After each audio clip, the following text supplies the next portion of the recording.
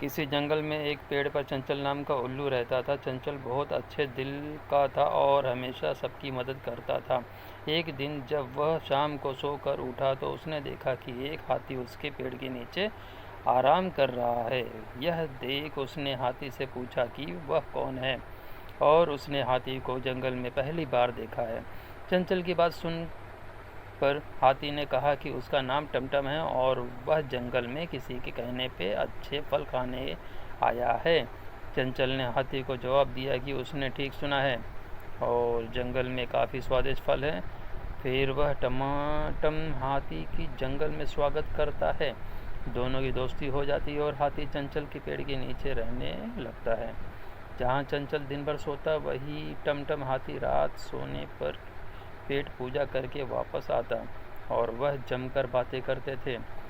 टमटम हाथी उसे बताया करता था कि वह कैसे मीठे गन्ने खाने के बाद नदी में नहाता था। टमटम हाथी के किस्से सुनकर चंचल उल्लू का उसके साथ जाने का बहुत मन किया करता था, लेकिन उल्लू होने के कारण वह दिन में घर से बाहर नहीं निकल सकता था। फिर एक दिन जब टमटम हाथी खाना खाकर लौट रहा था तब उसके एक भूत और भूतनी को बातें करते देखा। उसने भूत को यह कहते हुए सुना कि इंसान बहुत हिम्मत वाले हो गए हैं और अब वह भूतों को बिल्कुल नहीं डरते। भूत की यह बात सुनकर भूतनी ने कहा कि इंसानों को डराने के लिए उन्हें कोई नई तरकीब सोचनी होगी। तभी भूत हाथी को देख लेता है। हाथी को देख कर भूत चौंक जाता है और चीख कर कहता है कि पकड़ो उसे, ये वही हाथी है। ये सुनते ही हाथी डर जाता है और वहाँ से भाग जाता है।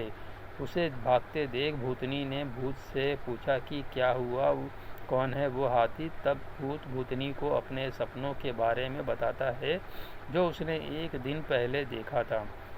वह बताता है कि उसने अपने सपनों के हाथी को पूरा खा लिया था और ये हाथी एकदम उसके सपने वाले हाथी के जैसा ही दिखता है। इसलिए आज वह उस हाथी को खाकर अपना सपना सच करके रहेगा। ऐसा कहकर भूत उड़कर हाथी का पीछा करने लगता है। भूतनी भी उड़ती हुई हाथी के सामने चल देती है। हाथी चिल्लाता हुआ भाग रहा था कि कोई भूत भूतनी उसकी जान बचाए। तभी उस भूत भूतनी उड़कर उसके सामने आ जाते हैं। हाथी ने उसे देखकर रुक जाता है और डरकर कहता है कि कृपया करके वह उसे छोड़ दे। उसने सुना है कि इंसान बहुत स्वादिष्ट और वह उन्हें खा सकते हैं। हाथी की बात सुनकर भूत कहते हैं कि उसे सपना उसको खाने का आया है, इसलिए वह उसे ही खाएगा। दूर पेड़ पर बैठा चंचल उल्लू ये सब देख और सुन रहा था। अचानक उसके एक तरकीब सूझी। उड़ता हुआ हाथी के पास आया और भूतनी को देखकर जोर से चिल्लाने लगा कि यही है वो, पकड़ो इसे। को ऐसा वजह चीखता देख भूत और भूतनी सोच में पड़ गए। चंचल को इस तरह चिल्लाते देख भूत भूतनी से पूछता है कि वह कौन है और वह किसकी बात कर रहा है। तब चंचल भूत को बताया है कि वह उसकी पत्नी की बात कर रहा है। ये वह बताता है कि इस पर चंचल कहता है कि वह भी तो अपना सपना सच करने के लिए उस हाथी को खाने को कह रहा है, तो क्या तुम भी उल्लू हो। चंदू की बातें सुनकर भूत शर्मिंदा हो जाता है और उससे हाथी को नहीं खाने की बात कहता है। उसका सपना सच नहीं होने की बात कहते हुए कहता है कि वह भी अपने सपने को भूल जाए। भूत की बात से सहमति जताते हुए चंचल भी एक दूसरे के सामने सपनों को भूलने के लिए कहता है। पर चंचल के ऐसा कहते ही भूत और भूतनी उड़कर वहाँ से चले जाते हैं।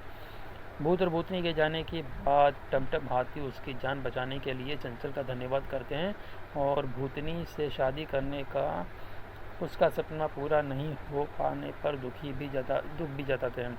हाथी की बात सुनकर चंचल हंसते हुए कहता है कि कौन सा सपना, वह तो सब उसने भूत को सबक सिखाने के लिए बोला था। इस पर दोनों ज़ोर ज़ोर से हंसने लगते हैं। इतना ताकतवर भूत को अपनी समझदारी से हरा कर आज दोनों बहुत खुश थे। शिक्षा: यह ज़रूरी नहीं है कि एक कमज़ोर और ताकतवर में से हमेशा ताकतवर ही जीते। अगर कमज़ोर